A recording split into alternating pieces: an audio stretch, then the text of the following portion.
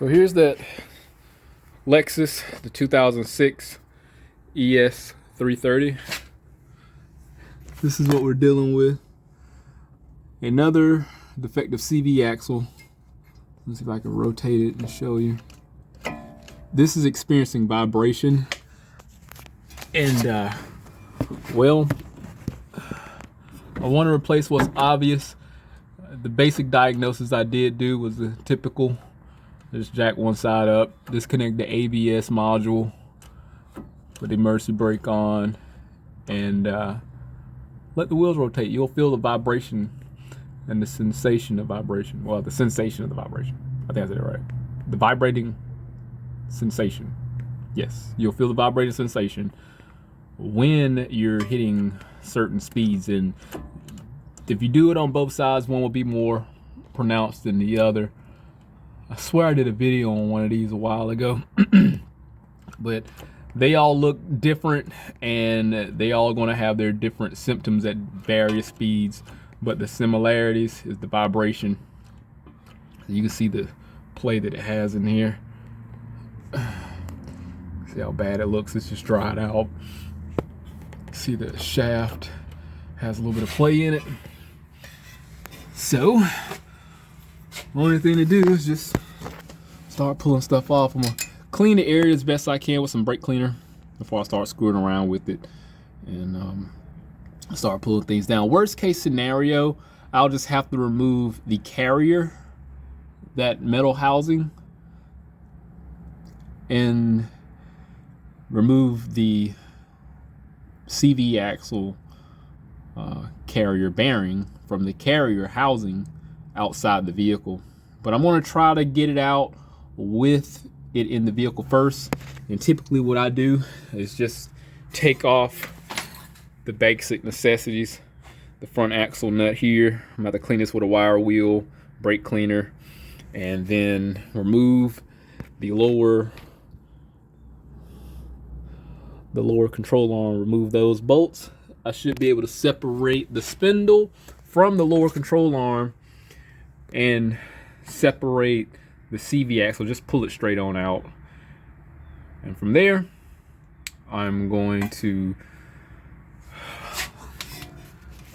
lubricate the housing. I'm hoping the penetrating oil will do something, but likely it won't. Heat it up, put some heat to it, let the metal relax, and take a fork, pickle fork, start beating on it and see if it work itself loose. And if you looked at my video yesterday, I did put the rotors on, and unfortunately I put them on backwards, and I didn't know. I don't do aftermarket stuff on a regular because I think the vents are facing towards the vehicle versus away, and I didn't know. So this is a front passenger side, and you can say the vents are facing towards the rear of the vehicle. Ask me if that's going to make a difference. So we'll see. Anyway, I digress. Let's start pulling this axle nut off. I'm going to lube this. We'll clean it off, lube it, and worst case scenario, I'm going to hit it with some heat. I'm going to also get up in there and release that lock, so it'll come on out with no problem. Hopefully, take a punch pin, get down in there, just open it up. We'll see. Let's see. Hopefully, it's a lot easier than what it looks. I can get this off with no problem. So what time is it now? It is 12:46. With filming, I'm gonna try to get this done in the labor time, which is 2.5 hours. So let's see what happens. All right, here we go.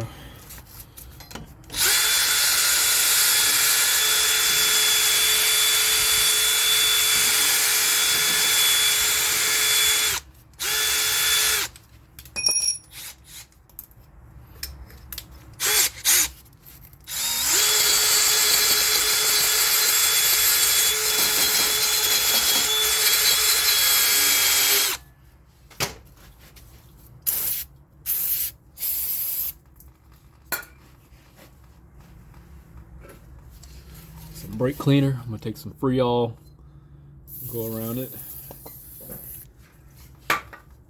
And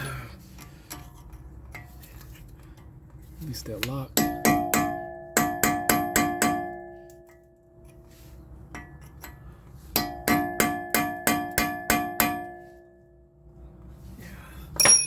All right, let's see what happens. This is a 30 millimeter.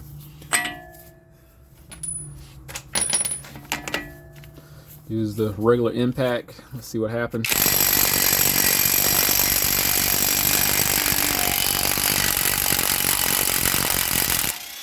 Well, what do you know?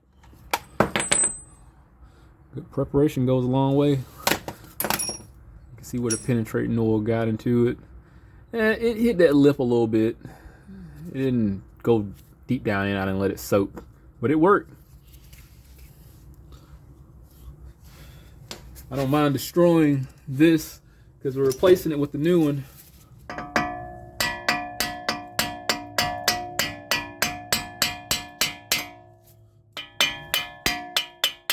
Good. All right, already off to a good start.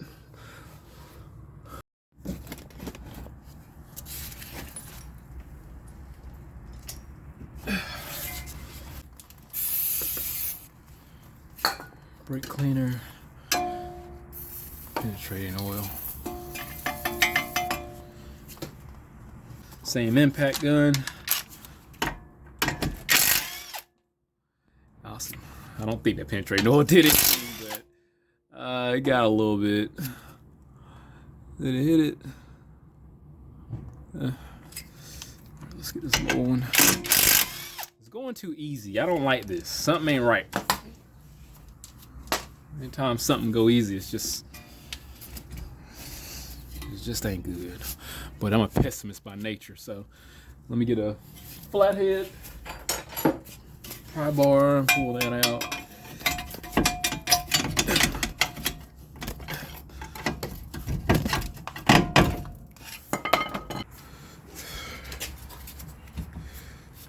I need to turn the axle out. I need to turn the spindle out a little more. Have more room to pull out. I have that sway bar link in the way. Gosh darn it. No, the sway bar. Just stop the sway. Okay, there you go. All right, I think we're fine. Let's see what happens. I should just have enough room to pull this axle. Just pull it out. Whew. She bone dry. This is the worst I've actually seen one. And when I would let it rotate on this axle, well, on this side, it would definitely hear some loose change, like a bad bearing. That's the problem. Yeah, it was bad. All right. Moving on. Now here comes the hard part.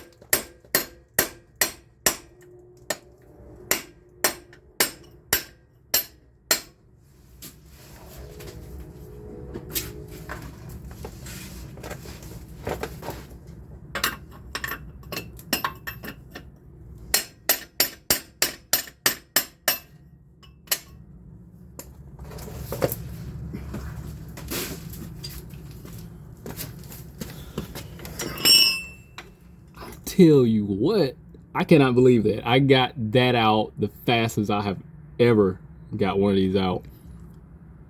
What time is it now? It's 1:20. I was literally messing with this portion for about 6 minutes, I want to say. That is amazing. That is amazing. So, let me get a glove. Naturally, I'm going to grab it anyway to see how hot it is. And if I burn myself, I'll say something. And then naturally go grab something that's going to be an insulator. But it's fine. That's crazy. Is it hot? Yeah, it's a little warm. That's crazy. That is amazing. I just knew I was gonna have some problems today getting this out, and lo and behold,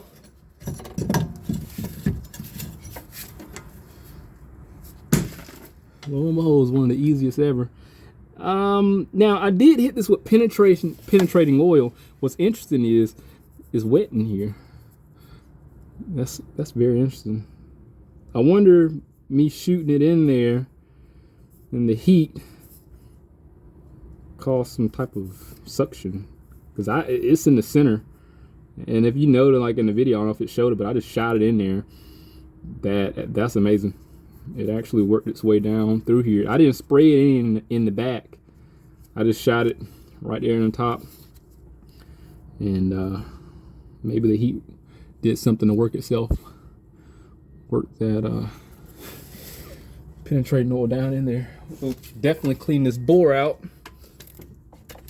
I mean, at this moment, I'm doing it for the next guy. Because, can I get this in here? Let's make some things happen. I do believe. If I could angle this just right.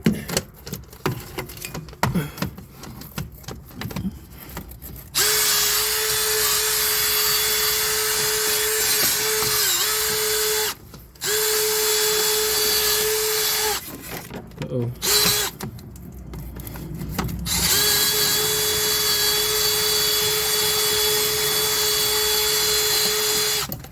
I don't think I hit everything. I gotta get it back out.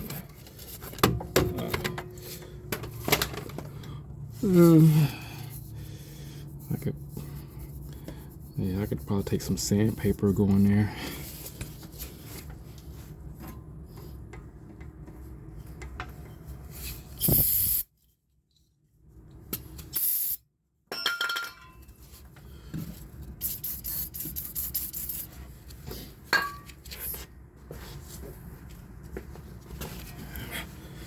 That was penetrating oil. Let's see what happens. I just took that. I'm just gonna wipe it with a towel. I mean, as easy as it was coming out that bore, I might not have to put that much emphasis on cleaning it, because I'm gonna put some anti-seize in here. Yeah, it looks somewhat presentable.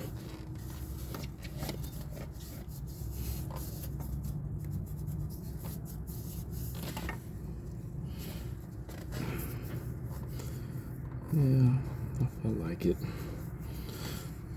I think I'm okay with it. So, if you looked at my old videos, I mean, I'm just going to simply install this in reverse order. I guess we could probably capture that. Oh, you know what I do have? I'm going to put fluid film in there, because that's thinner than that anti-seize. The anti-seize is thick, kind of gelatinous in a way, and if I put the fluid film, that should definitely coat the inside of that. Let's do that. Let's take that route.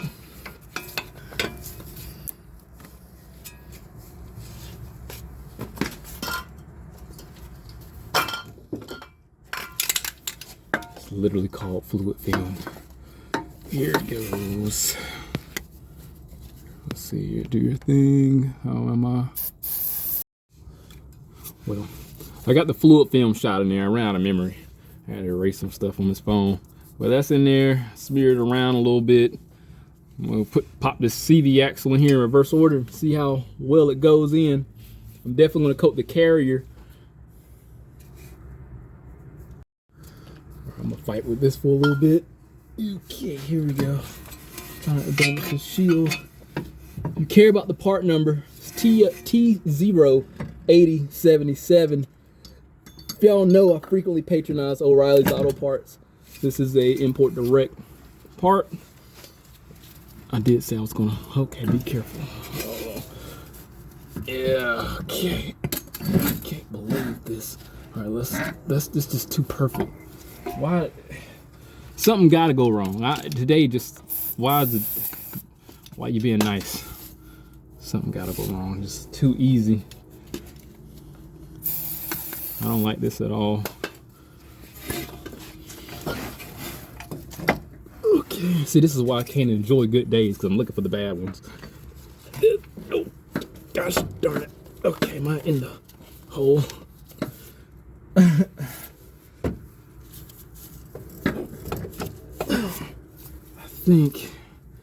I think not in there.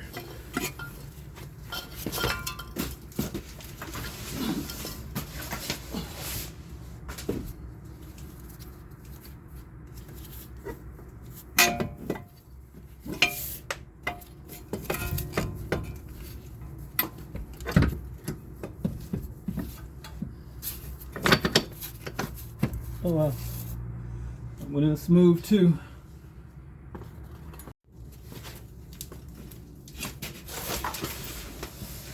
Let's get the snap ring. I cleaned the snap ring off, and let's see if it'll go in smoothly. Hit one side.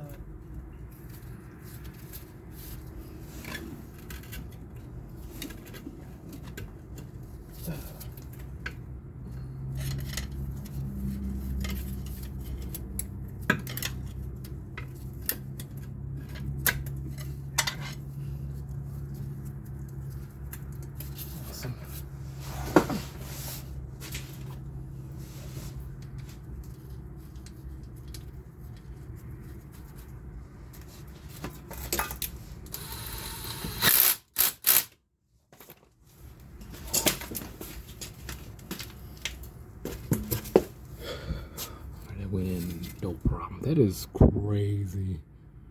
I'm just ecstatic. I've never had this come in this easy, like come out or go in. Maybe I didn't fix the problem, because it's just something's up. Let's get the rest of the stuff in here. You saw what I had to do. Let me get everything put back in reverse order so I can focus on make sure everything's nice and tight, and clean my area up a little bit better. I did clean up all the old grease, and it's a lot better. I'm just gonna be focused on making sure I got everything put back properly and cleaned up thoroughly, because this just don't seem right. Something gotta go good. So I said something gotta go good. Something's gotta go wrong, because it's too damn good. That's that song by Nickelback, ain't it? This just not right. All right, I'll be back. I'm gonna let you know what happened with the test drive. We'll go from there. Well, it's been about an hour later. Took the car on a nice 20-mile test drive to make sure everything's fine. And I can promise you that noise, that vibration, that rattle, however you want to describe it, is no longer there. And that axle was definitely our culprit.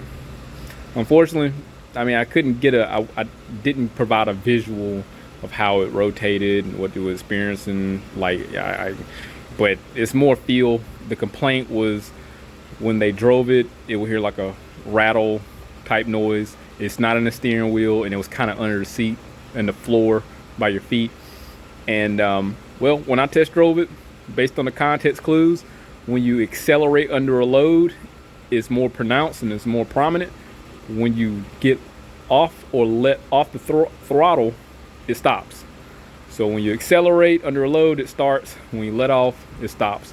Now, if you know, in my previous videos, I had an Acura, I want to say it was a RTSX. I think it was it. It was Acura, one of those. T's or SXs, or one of those. But that car had a lower control arm problem, and I was able to capture a visual on that.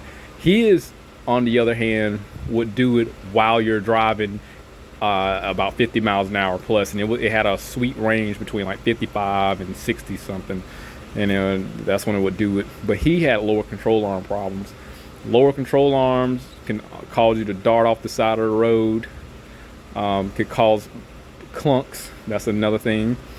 When you go over bumps, it'll cause noises. When you pull back or initially reverse or initially go forward, it'll cause noises. CV axles will cause vibrations while you're under load, and that's about it. Just like a drive shaft, depending on how out of whack it is, when you're trying to move up a hill and it has to carry its weight, that torsion will cause that axle to twist, and it will become oblong, and it's not going to keep that perfect rotation that it had on that tolerable axis, is what I'm gonna consider it. So labor time was 2.5 hours on this, and I managed to get this done a lot sooner. Maybe it's experience, maybe it's not. Maybe I didn't go by the book, which I did not. You saw how easy it was. Just to be honest, it said 2.5 hours. I did it within 1 hour. I got really lucky today, and I think this is just going to be a rare occasion. But hey, if anything happened, I'll definitely update. Hit that link, subscribe to the channel, stay informed. Had to reach on some more work. See you next one.